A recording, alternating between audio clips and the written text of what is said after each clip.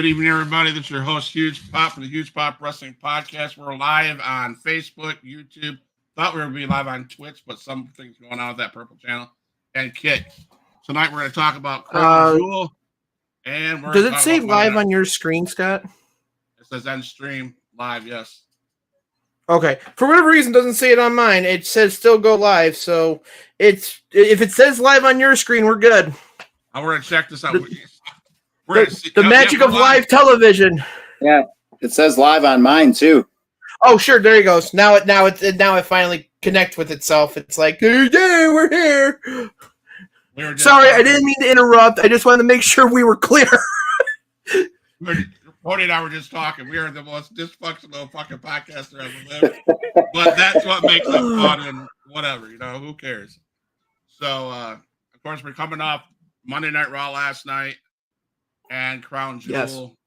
And I'm just going to give an opinion real quick, and then we can talk about it. But I didn't need to watch Raw last night. And the videos I've seen of everybody taking on TikTok that were at Crown Jewel, that were put them out there, kind of basically ruined it for me. And I will say this, I thought the show was trash. And that's what I have to say about Raw.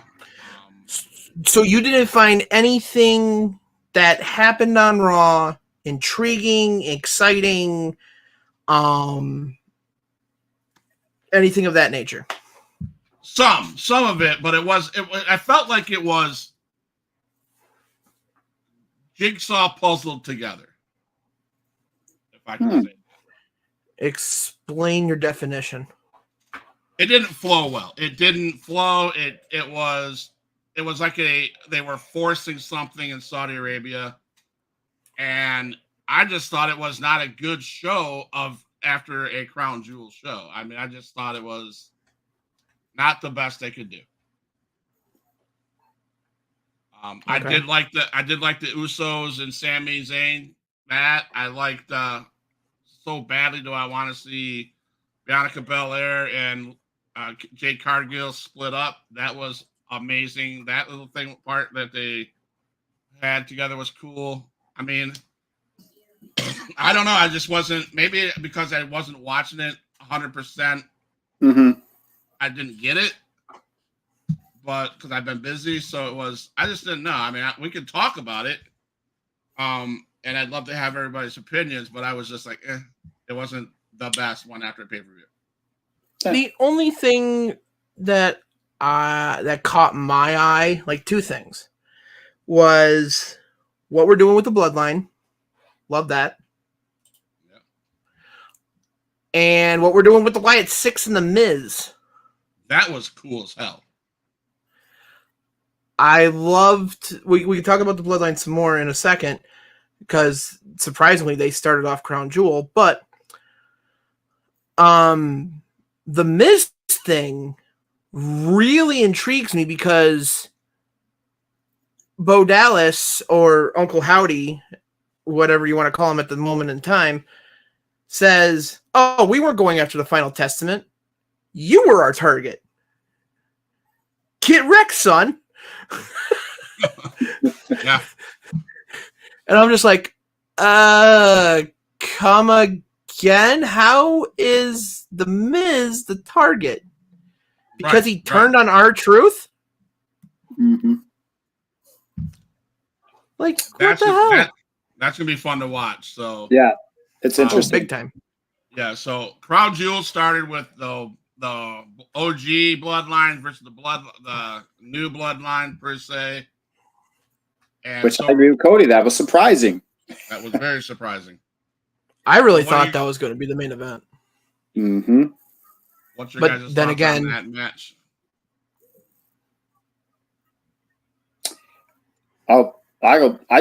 Match was entertaining.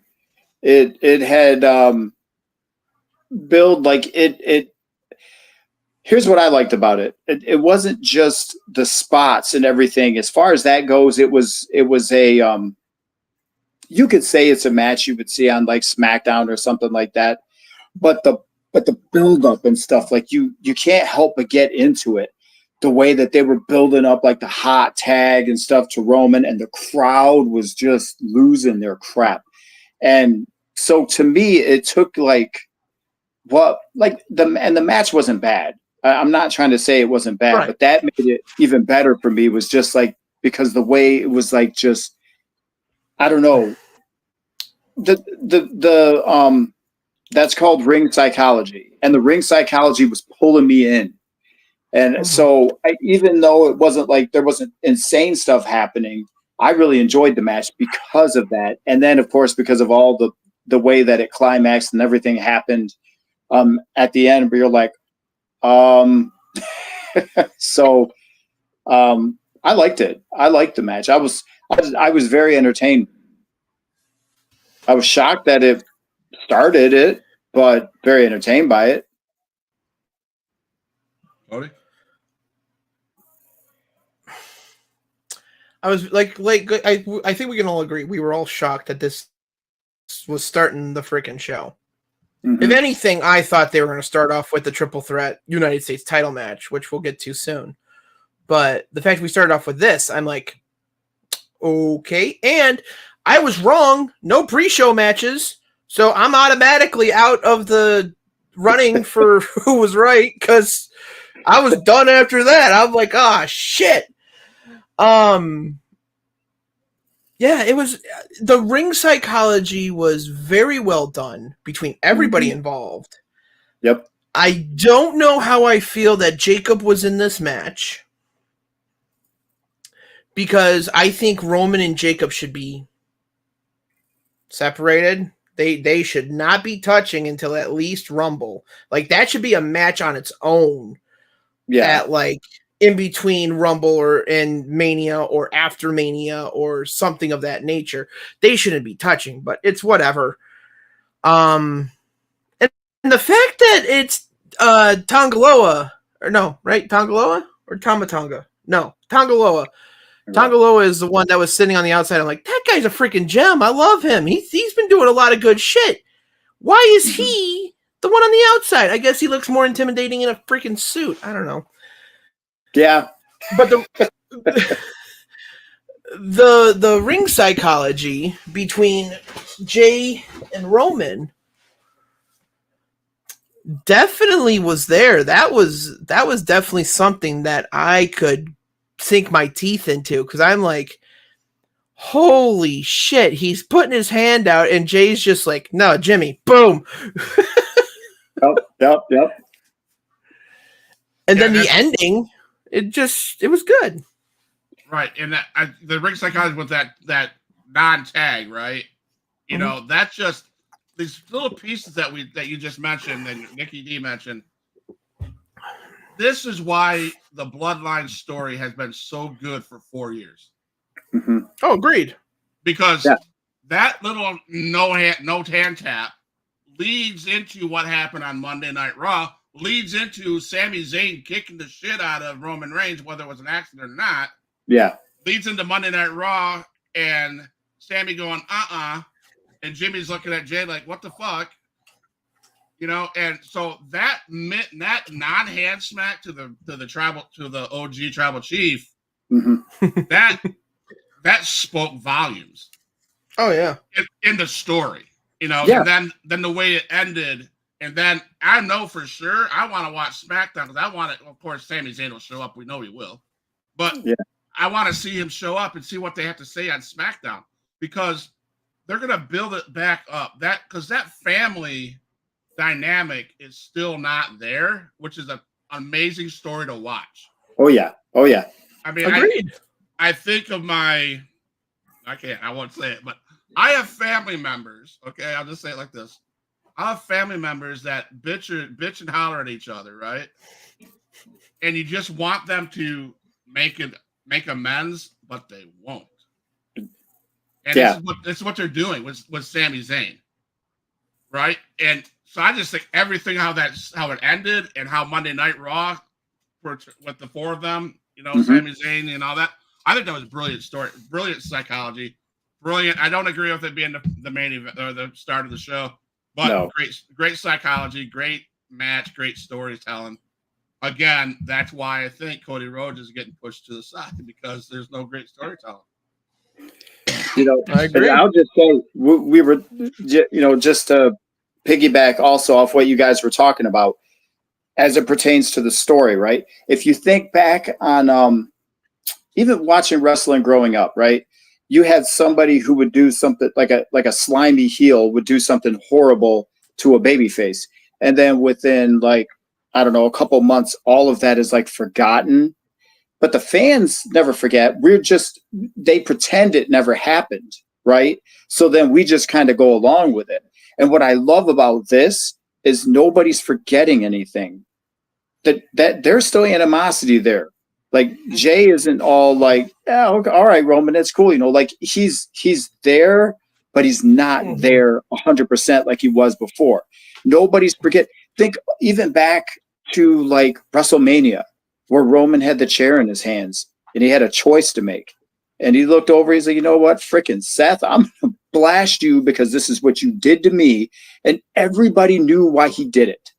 There wasn't a single person that was confused as to why would he hit Seth? We all knew. And that's the thing is like, we're not being, and this is no disrespect again to the people who did the stories and did all that stuff before, but we're not being treated like children with a memory span like this anymore. You know, it's like, Well, I mean, seriously, because this stuff is still like legit. And so, yeah, you can get back with somebody or you can team back up with somebody. But if there was unsettled business, that business is still unsettled. It hasn't just evaporated. And that's kind of what I like about the way this is, you know, especially as it pertains to the bloodline, the way that it's going. Like all of that stuff is still there. And that's what's so beautiful about Sammy coming back into the mix too and all that stuff again. It's like, it's all still there. And he articulated it beautifully on Raw. Beautifully what he was talking. I was like, because at first you thought when Jimmy was saying all this stuff to him and you know the crowd was all, oh man, and the stuff that Jimmy was saying, and then when Sammy came back at him and he was saying, Jimmy, you're the one who, well, you question my loyalty, that was spot on. And then he talked about all that stuff that like that was I pretty much could almost tuned out after that because that I loved that segment. I loved that. That was that good. Yeah, it was. 100%. Yeah. I don't mean to keep raving on right. it, but you're right. Sami Zayn and all his comments of, you know, Jimmy, it was you, man, not me. I've already been on trial from your family. I don't want to do that again, guys. Yeah. And then he was leaving. Dude, he was spitting facts too. And that's what I love about it. It's like we all remember this. So everything he was saying, that crowd was like, they're looking at each other like, you know, he's right. You know, and it was sweet. It was sweet. And while we're on Sammy, I don't mean to keep running my mouth. I'm sorry. But someone's got to. When Sammy was speaking fluent Arabic, I was like, like, did I miss something here? No. I didn't know that. He had a huge issue about going to the Crown Jewel for the longest time until I want to say the Bloodline storyline. Because he is what the fuck is he? He's Aryan. He's a Canadian Aryan. Does that explain the scarf? Yes. Yeah. Okay. Oh wait, I always thought he was just Canadian. And then when he just was letting it go, I was like, there's no way. That's just funny. Yeah, I was like, there's no way. I just like the statement. I just like the statement of, I just thought he was Canadian. Yeah. What about his religion? Oh, it's Canadian. Canada, you know, whatever their religion is. Fuck them. Well, yeah, dude, I was like, okay, he's too, I grew up in Southwest Detroit, man. I'm like, my man is far too fluent. So this is like, either he really learned the language or there's more to this. I had no idea. I had no idea. He's so when he was saying yeah, that, wow. yeah, Okay. he's a Aryan, so he practiced the Muslim religion, and he is so entwined with it that it literally took the bloodline storyline for him to go back to have that forgiveness after everything that went on with the reporter and the plane situation and shit like that. And Sammy was just like, yeah, no, fuck this. I'm out. I'm done with this for a while. Wait. Okay. Now you got to. I'm sorry, Huge Pop. What happened? Okay, so quick history lesson, everybody. For those of you that don't remember the plane ride from Saudi Arabia, Vince was a prick. This is 2019. 19. This was the first trip in 2019 to Saudi Arabia. Vince was a prick. Cut the live feed of the Saudi Arabia tour, or of the Saudi show off locally about an hour early. Whoa. Told the Saudi government, pay me. And the Saudi government's like, we're going to hold the plane here, which then turned into NXT invading SmackDown the next night, which led to the triple threat NXT, Raw, SmackDown, Survivor Series.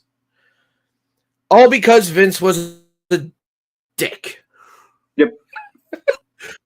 So I remember that. And it was I think it was the second trip in 2018 that there was a reporter there, an American reporter. I can't remember the dude's name, but he was beheaded in Saudi Arabia. And Vince still does the tours because he's under contract. But when you're getting paid in blood money, you're going to take the job offer. I remember that. Oh my gosh. Okay. So it took Sammy, roughly about 4 years, almost 5 years to say, well, it's had its time. We're in the storyline. We got to go. So you're saying Sammy he refused to go. He was, obviously he was upset about all that. Yes, he was very upset with everything. Clearly, which he wasn't the only one, because I remember that now that you bring it back to my memory. Yeah. A lot of people were upset that WWE was still going and still doing that. And it's like, well, they have, I remember that. If anybody wants to go watch John Oliver's Last Week Tonight about it, it's great. He tears into WWE's asshole. It's great. Nice. But we should probably continue on to the next match, which I can't believe they put this on next. The 4-way women's tag: Bianca and Jade, Damage Control, Chelsea and Piper Niven, and Jakara Jackson and Lash Legend. 3 takeaways from this match. That's all I have. Chelsea Green needs to be a fucking world women's champion in the next 7 months, if not sooner. Jakara Jackson and Lash Legend actually look really good. I didn't see any mess ups from them, and I am really strict on mess ups, especially from rookies. Mm-hmm. Damage Control pretty much ran the match, which is fine. I'm okay with that. Mm-hmm. And obviously, we knew who was going to win. Mm-hmm. But Chelsea Green should be Women's Money in the Bank next year. Don't at me. She's hugely entertaining. She just the part where she's like, I don't know, she just does these things that are like quirky, but then they're great. They just work. Like when she's all hyped up and she climbed up to the top and she was going to do that moonsault, and she was like, screw that, I'm gonna come down. And the crowd was like, yeah. And then she came down, they're like, oh, and she was on the second rope and she's like, yeah, I'm gonna do it. And they're like, yeah. And she was like, no, And she climbed. They're like, oh, and then she was gonna do a moonsault off the apron, and they were like, yeah. And she was like, no, I'm not gonna do it. And I got into that because the crowd kept going, yeah, oh, yeah, oh, yeah. And then finally she said, screw it. She turned around and just jumped like this. I don't know if she just does these her facial expressions and her body language when she does something. It's like it's very it's entertaining and it's very believable. Like her eyes, the eyes tell a story, a lot. Like when they really get into something, and her eyes when she was like, oh, I'm not doing that. When she like chickened out on doing the moonsault, it was like she legitimately looked like she was like, oh, that's a bad idea, and she was scared. She's entertaining, man. She would I could see her. I agree with you as far as like the world championship thing, because she's great at what she does. That was a surprisingly entertaining match. I will say that too. It had cool spots in it, and yeah, it surprised me. Not because it was the ladies' match, but it just surprised me. Well, I'm going to say because it was a ladies' match, it surprised me. Okay. I'll agree with the Jackson and Legend being great. Better than I thought they would. I was like, okay, they didn't disappoint at all. Green is she's amazing. And I agree. She needs to be a champion like tomorrow. I mean, come on, guys, let's get her done. That's, whatever. What the right people want for the moment.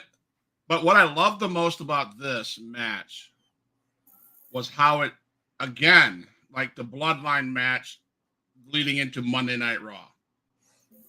This match works perfectly what happened on Monday Night Raw with Io Sky. Yeah. Mm-hmm. Amazing story putting together, right? We went from Crown Jewel. So I say I didn't like Monday Night Raw, but I liked what they did with it.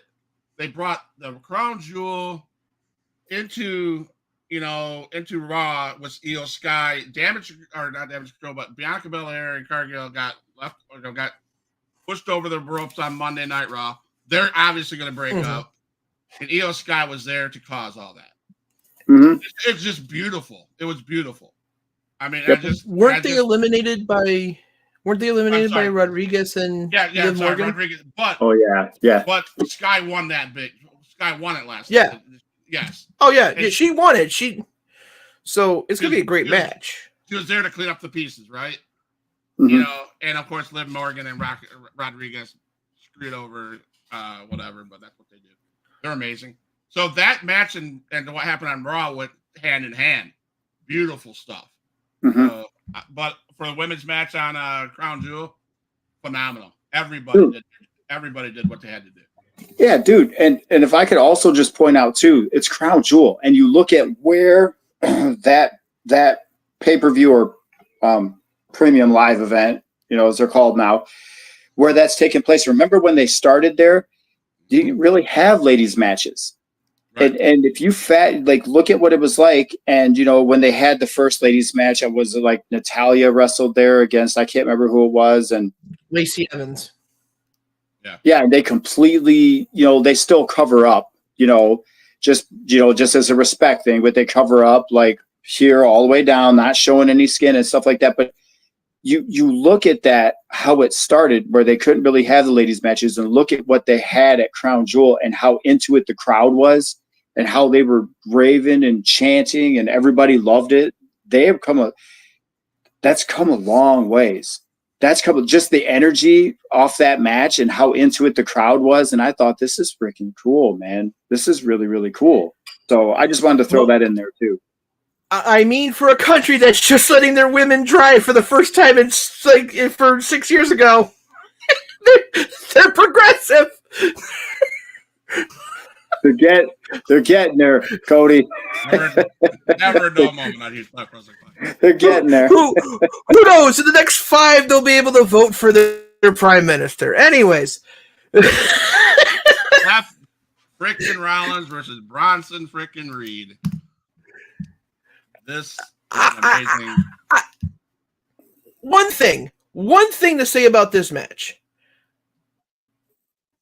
Bronson Reed is main event, no matter what. Yep. Mm-hmm.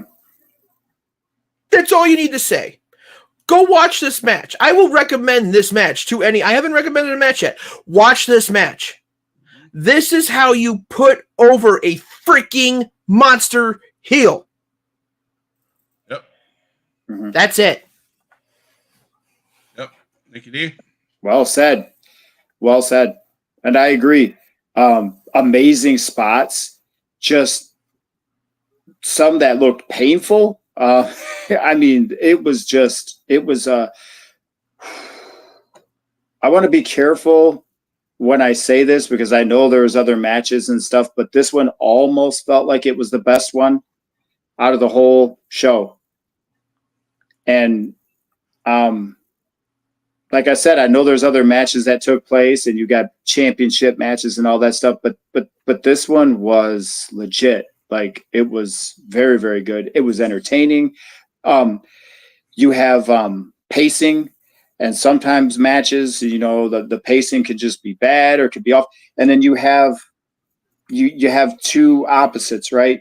You've got somebody like Seth Rollins and you've got a bigger guy, okay? And sometimes the pacing just, you know what I mean? It just don't work. They worked. They clicked. There was no boring. There was not a. Let's just put it this way: there wasn't a time during the match where you're like, "This match has been going on a while." Like it just worked, and I feel like, in my opinion, it was probably the best one on the card. I would have to agree. That match was phenomenal. Yeah. And I didn't expect that match to be and I hate to admit that, but I'm going to say it because I'm just being transparent here. I didn't expect that match to be the one I enjoyed the most. I did not. And it probably was the one I liked the best. Now, is it fair to say this, Nikki D and Cody, that match probably was one of the best of the night because what we have with Seth frickin' Rollins? That moment right there. That was fucking phenomenal. Yeah. And that moment. Is that the one where he came way off the top rope and smashed? No, that would be. Oh, that was the end of those photos. That was a hell of a move, by the way. Yeah. But no, we talked a couple weeks ago that Seth Rollins could wrestle a mop and Correct. be good. Now, I'm not saying Bronson Reed's a mop by any means, because that guy's fucking phenomenal. Yeah. But that when you put Seth Rollins in the ring, it's money, it's gold. And Bronson Reed, for the big dude he is, man, he's a beast. He's great. So, but I give that's probably one of my favorite matches of the night. Yep. And I think it was because it wasn't for a title. You know what I'm saying? It was fun. It was entertaining. It was all about disrespecting each other and getting the job done. And I just thought that was great.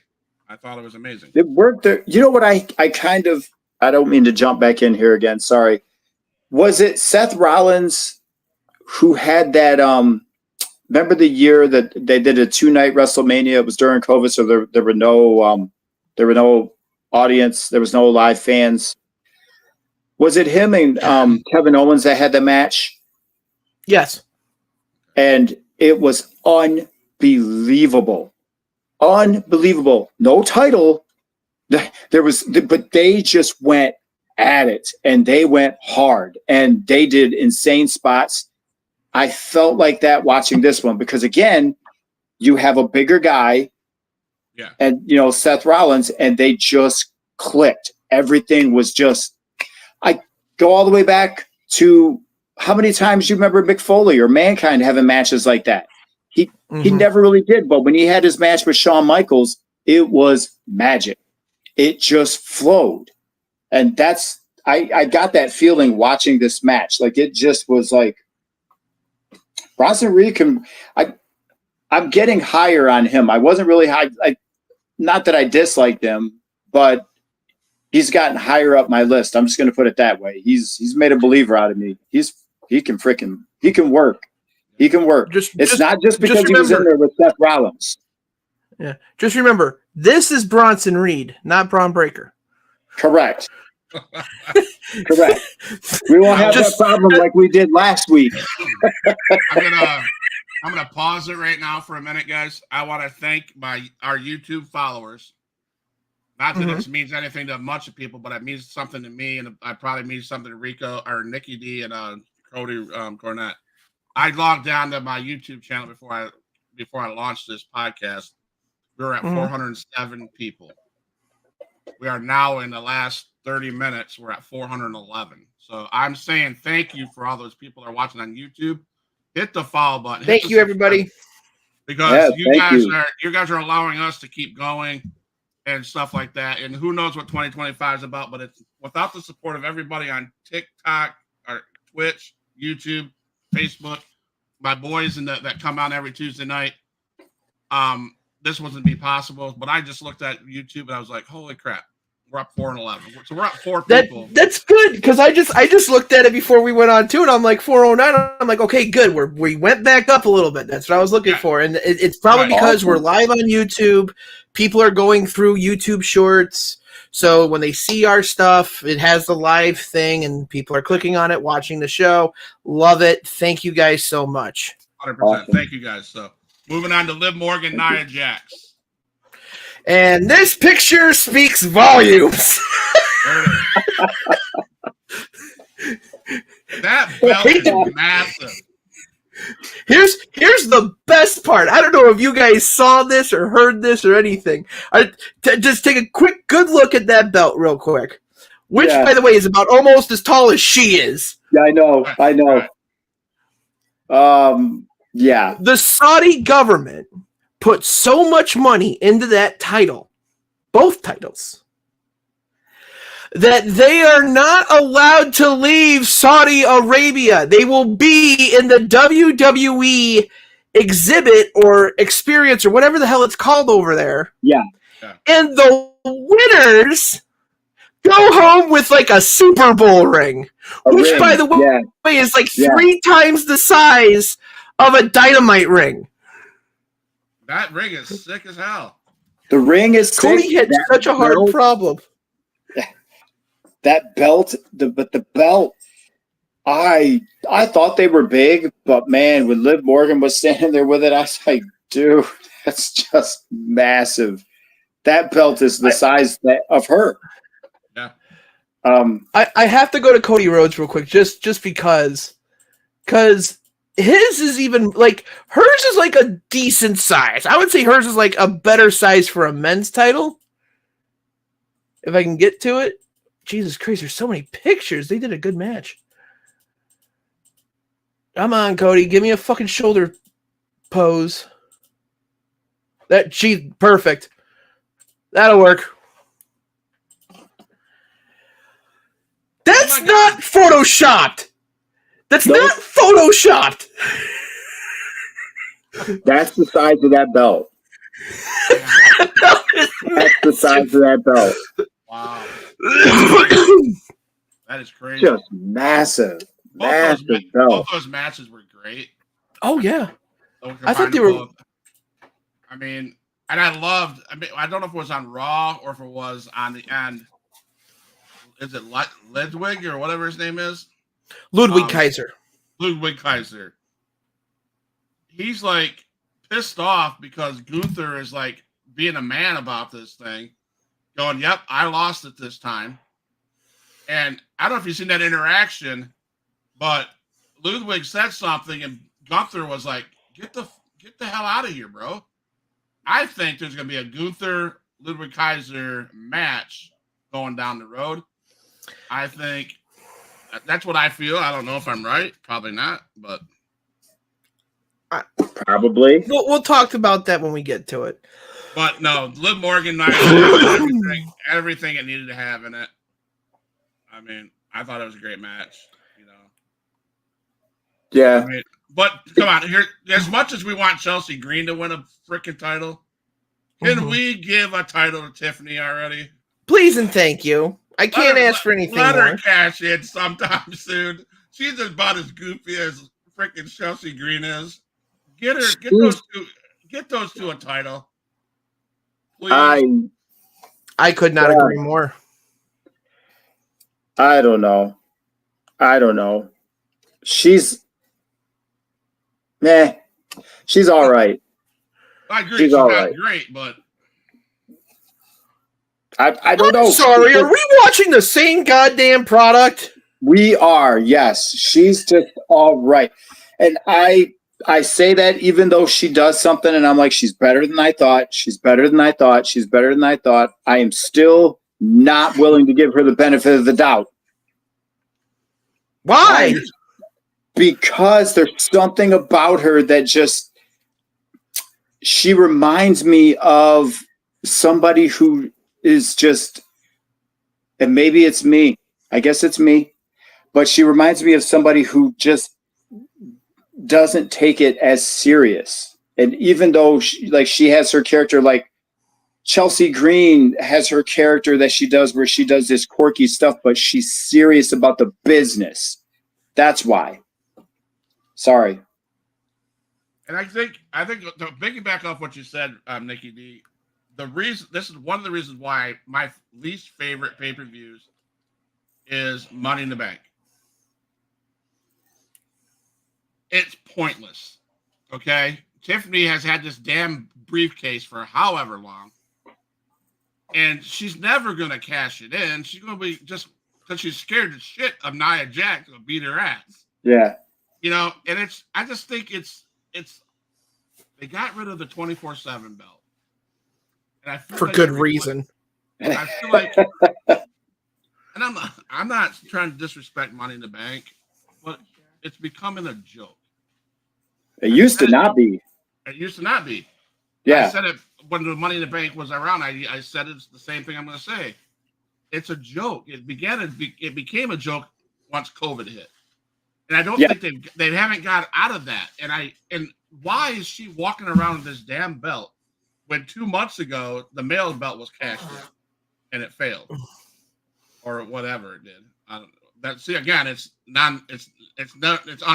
irrelevant. I just don't like the Money in the Bank. Please let her cash that stupid belt in the thing she does, which was cool at first, and I got a kick out of it, was she always flirted with the idea of cashing it in, and she would always be doing it. But it happens like a lot now. To me anyway, like it was cool the first couple of times, and now it's just like, okay, we're gonna do this again, and then nothing happened. Yep. So yeah, and I agree with you there. I don't remember when it stopped. I think there was somebody who won probably during COVID, wasn't it? What's his name? Otis.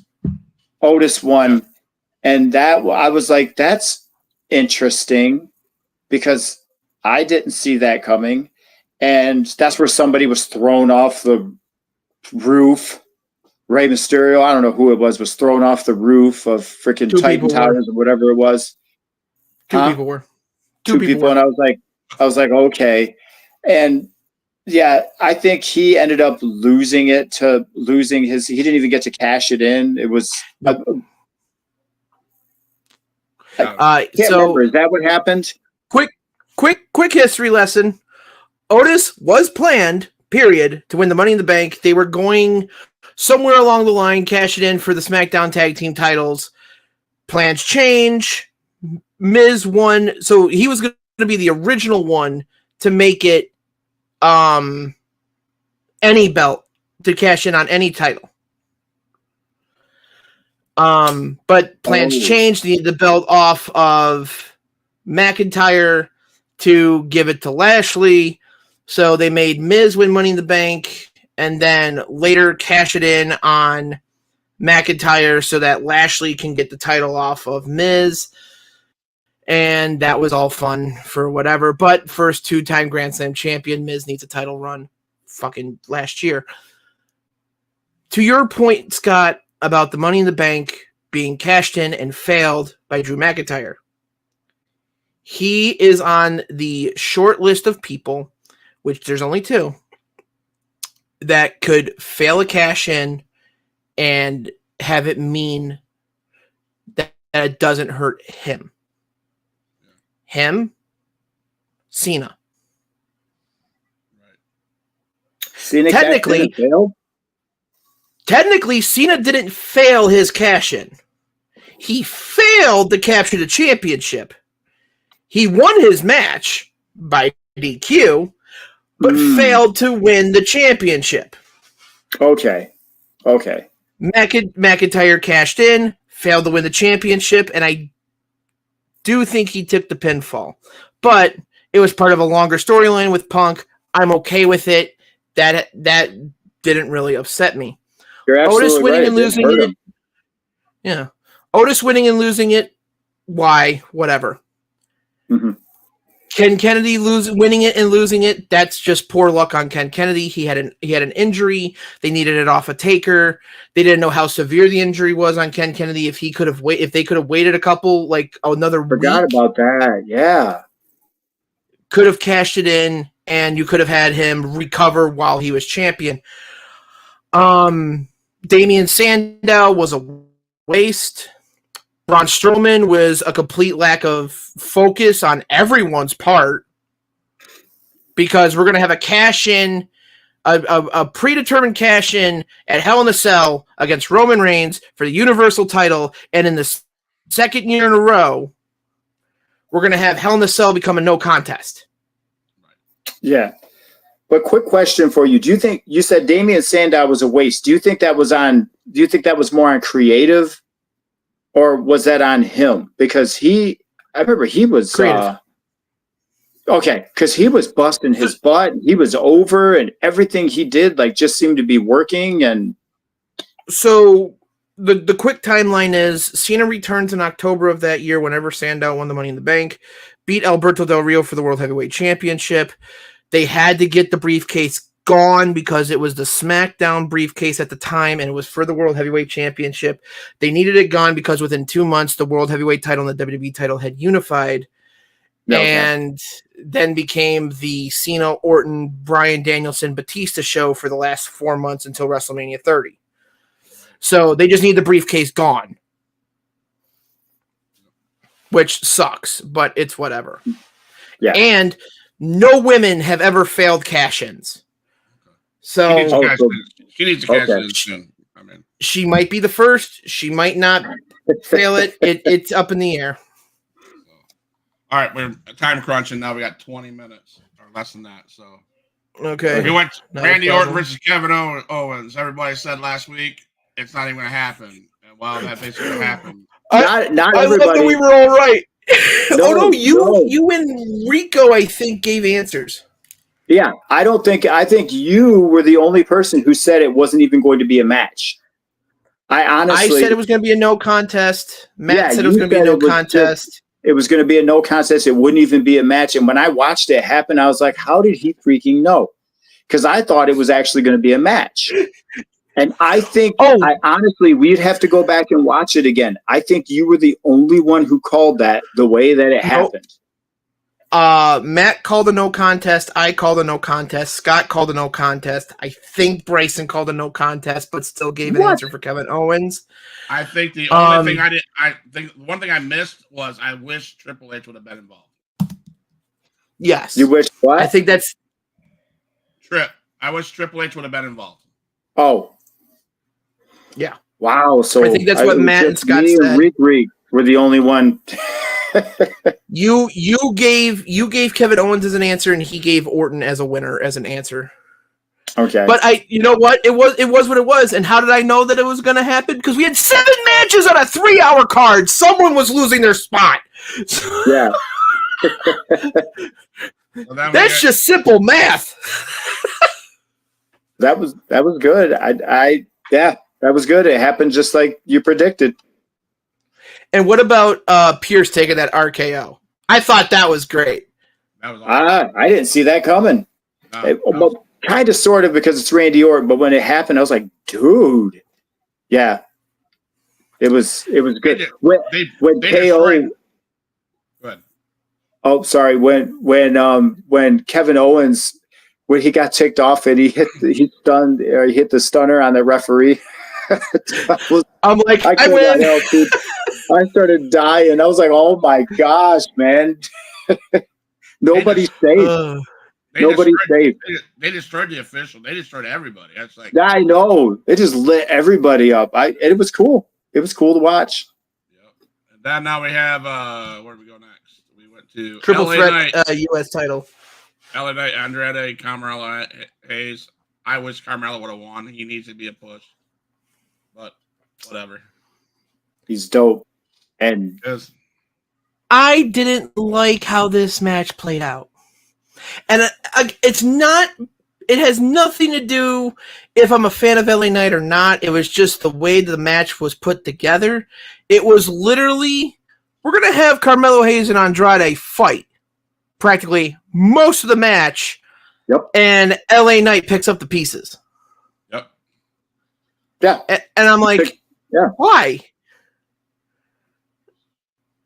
Like, I get keep LA strong, but that seems a tad bit like out of left field for a star of his caliber, for his match qualities. Yeah. Mm-hmm. And did you see that miss jump to the top rope that he did? Crotched himself? Oh, that was great. I'm like, ha!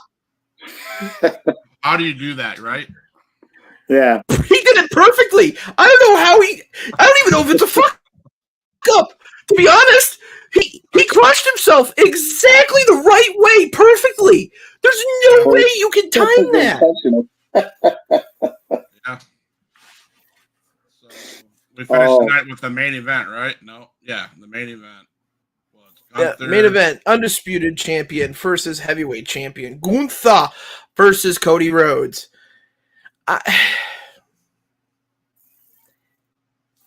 It was a perfect match until the end. Elaborate. When Gunther shakes Cody's hand, I go, why? He literally shit down Cody's throat with his father's memory and everything involved, talking about his family, being a despicable heel, and then shakes his hand after he lost. But that was the storytelling I was talking about, because now that's set up, Ludwig going, what are you doing, dude? Now there's that friction between Ludwig and Gunther now, which is going to carry on. And I like that. I thought that was class. I thought that was a different side that we don't see from Gunther. Yeah, but then all that really does is break up Imperium or whatever. Like unless Ludwig doesn't suck. He doesn't suck. He's pretty good, but he's a fantastic wrestler. Yeah, he's good, but I don't know if they're going to turn that into like a big feud, when they break them up, or what. I will say this though, he shake his hand initially, like when this match was first getting built, like when they were first starting the build up for it. He shook his hand and then he started crapping on him and trashing him and cutting his promos and all this. I thought they met in the middle of the ring and then he shook his hand or something. Didn't that happen? Or am I making it up? There was no sign of respect between the two until after the match, which confuses me. If we're going to turn Gunther babyface, why the fuck do we have a babyface challenging him for the world title?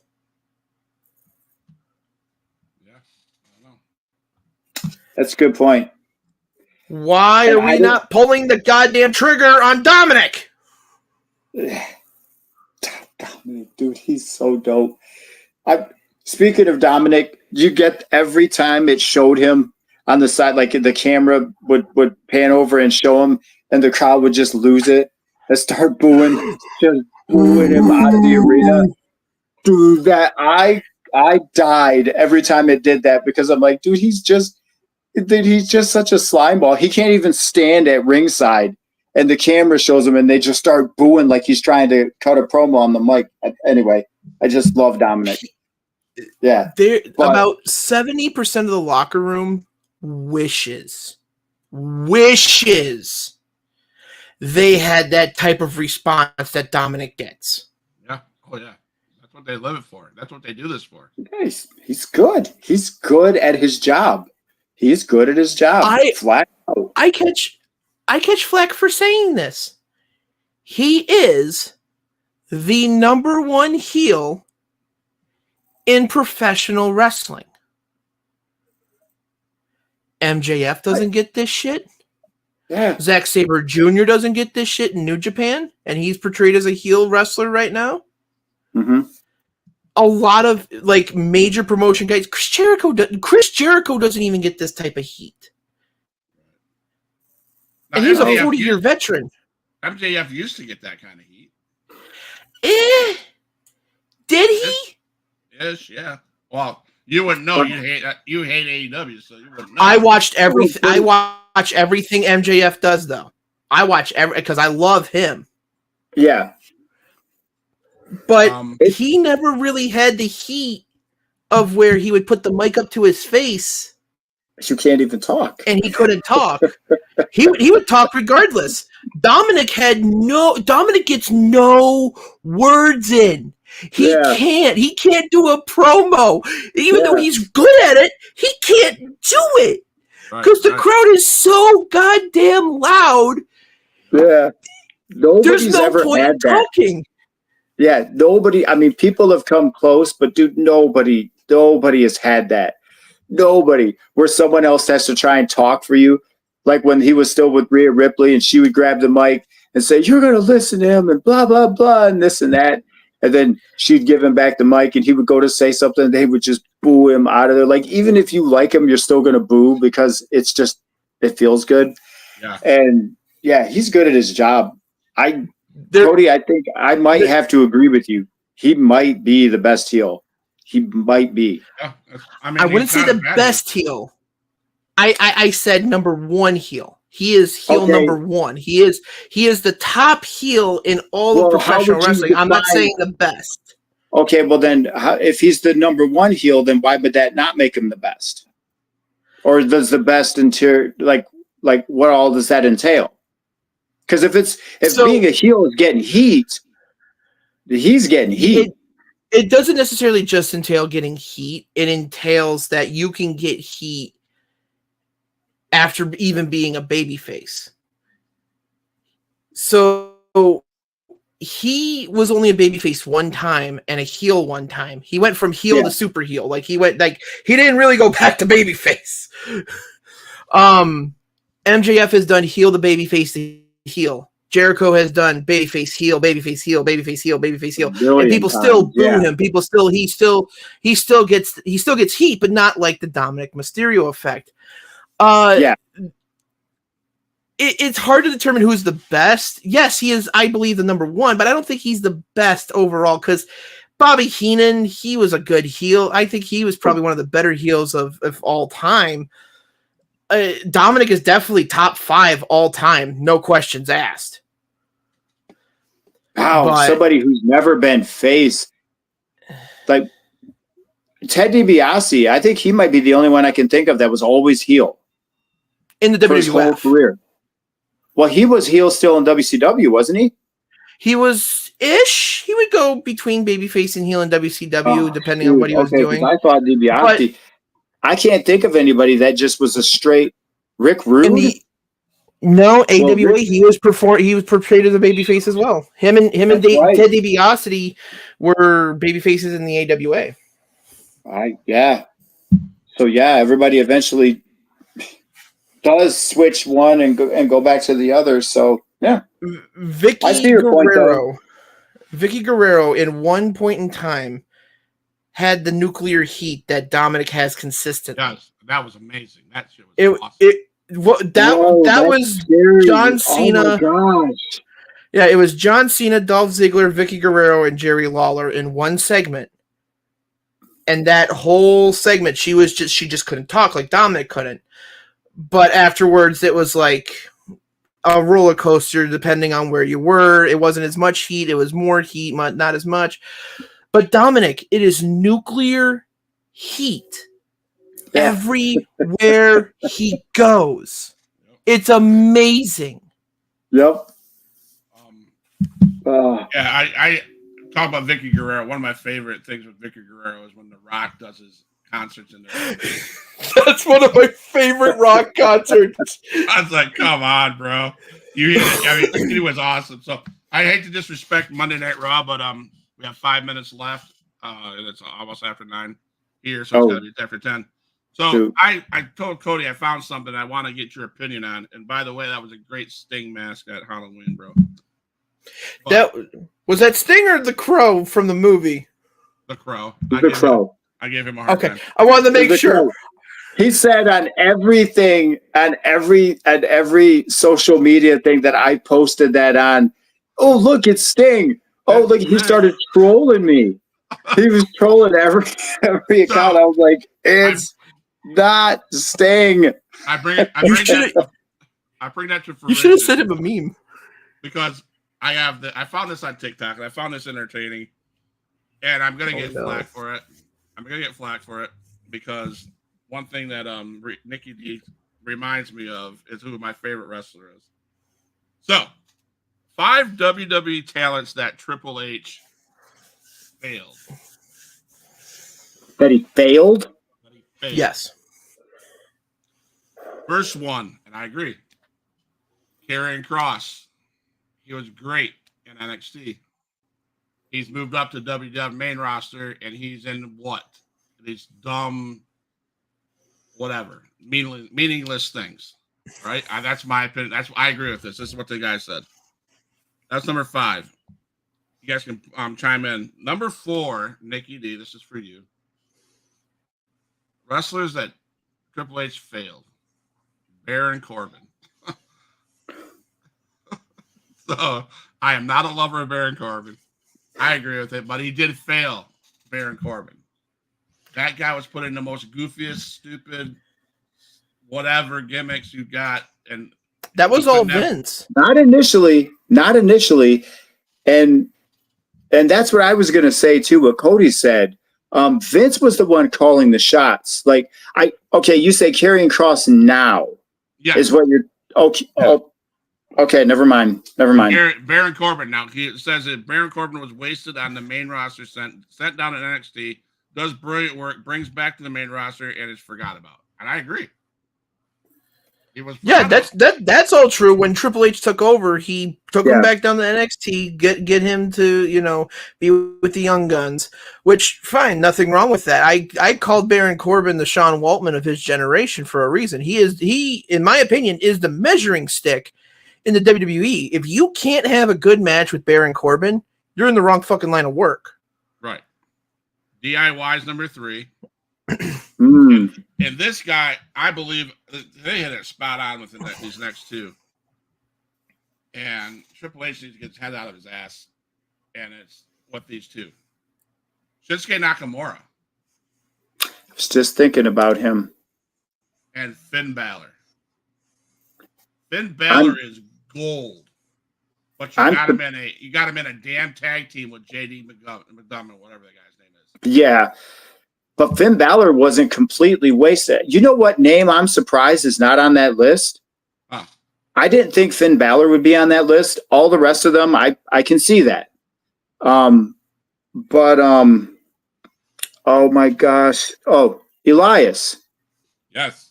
That dude was main roster ready when he was in NXT. And again, I don't want to put that on Triple H because I think that was pre-Triple H running the show. No, that was Triple H running NXT, and he had Elias, and he made Elias what he was, and then Vince took him and made him something a little bit different with the Drifter idea. Yeah, that guy was like, he had it all. Yep. And I don't get why it didn't work out for him on the main, because that guy was amazing. He was amazing. You ever watch Elias on TikTok? Yeah, I do. He does a Bible study on TikTok. That He guy. does. I was shocked when I saw. I was like, there was a Bible study, and I was like, that looks like Elias. I was like, oh my gosh, that's Elias. He has a Bible study. Yep. I had no idea. Okay. Closing moments. Closing statements. Cody, you got any closing statement? Closing statement. Crown Jewel was awesome. Raw after had a couple bright spots. Best of luck in your future endeavors to Baron Corbin, Tegan Knox, and what the fuck was the third one? Not important. It was green hair girl, tank riding on a tank. No, not Shotzi Blackheart. I thought she got let go. Shotzi, the one with the green hair and the.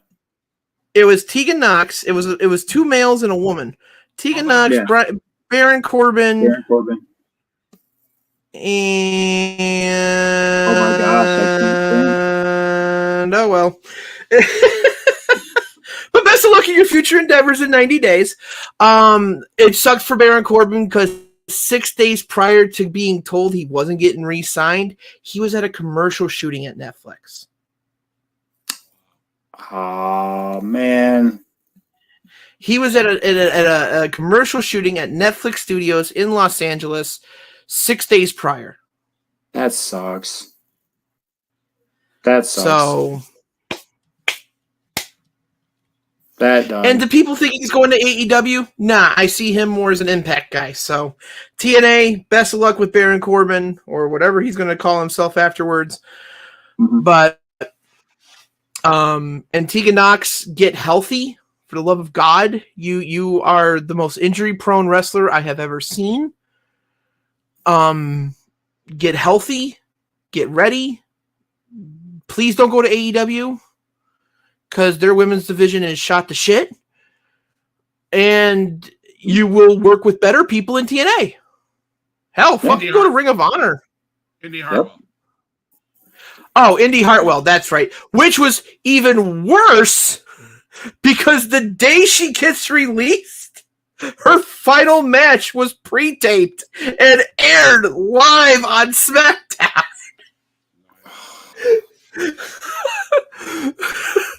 That aged well. No. Nikki D, got any closing remarks? Oh yeah, Crown Jewel. Love the energy. Some surprisingly good matches, awesome moments. The one thing I didn't get to say in that triple threat match were the high spots that were performed. There were so many cool spots in that match, and LA Knight was involved in them too. But he usually was like Cody said perfectly. He took the words out of my mouth. He was kind of there to pick up the pieces. He would hit something afterwards.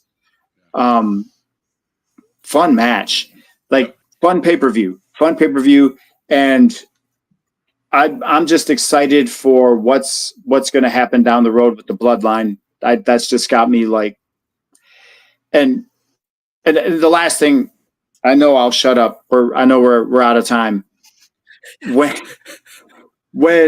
and this makes me think of also something else, but Huge Pop, you said this and Cody has said this too, but at Crown Jewel, when Roman came out and when he's coming to the ring and just the way that place is it almost makes how over that guy is. It does make you forget about Cody Rhodes. And so I'm kind of seeing Huge Pop where you're coming from. I kind of see that where he's just he's taking the spotlight from, he's not doing it intentionally. No, he's earned that crap. But I see where you're coming from now. He's just and now the more that I think about it, I think the fans are more invested in that storyline because of what it is. Yep. And it's been around for 4 years, and it's going to continue being a huge storyline. I mean, it's better. It's going to last longer than the NWO, right? It's going to. I don't know how they keep doing it, but it just the NWO only lasted 2-3 years. Yeah, but I'm saying, how they do it is those little pieces, like you said earlier, Sami Zayn remembering the no tag to Roman Reigns. Yep. Those little bits and pieces. Whoever's running that part of the show is amazing, brilliant. And wait till the wise man comes back. Yes, we need some of him in my life. Yeah, like it's just full circle. Yes. Yeah. I have to say, Crown Jewel was amazing. Raw after, was, I said it in the beginning, but it all flowed. It all made sense in the important parts. Again, I'll say this every Tuesday night. I say this. It's amazing hanging out with you guys. Thank you everybody for watching on TikTok, on Twitch, on YouTube, on Kick, on Facebook. Thank you for the support. Thursday night is a special guest on the Huge Pop Wrestling podcast. This young lady is a ring announcer for one of the indie promotions down here in Florida. CCW, Coastal Championship Wrestling, and let's hear from her. Hello, everyone. Julie Cutler here, coming to share some very exciting news, which is I'm going to be a guest on the Huge Pop Wrestling podcast this Thursday, November 7th. We will be streaming live at 8 p.m. Central Time, 9 p.m. Eastern Time, and you can find us on YouTube, Facebook, or the Kick streaming platform. So go ahead and subscribe to any or all of those now. Again, it is the Huge Pop Wrestling Podcast.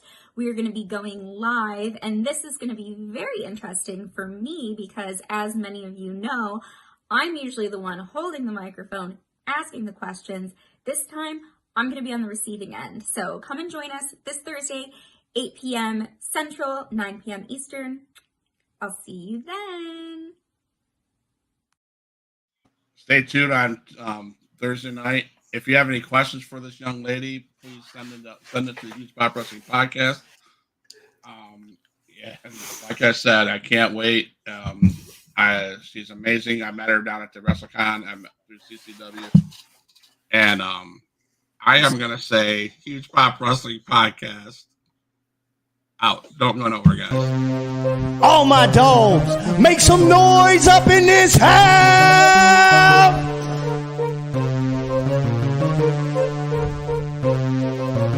Who is in the house? Who is in the house? It's the gangster of destruction, so you know what's going down. And when the drive-by's coming, then you better hit the grind. Cause when your body hits the canvas, then your head is knocked out. Who is in the house? Who is in the house? It's the gangster of destruction, so you know what's going down. And when the drive-by's coming, then you better hit the grind. Cause when your body hits the canvas, then your head is knocked out. Like with Adrian Whisper is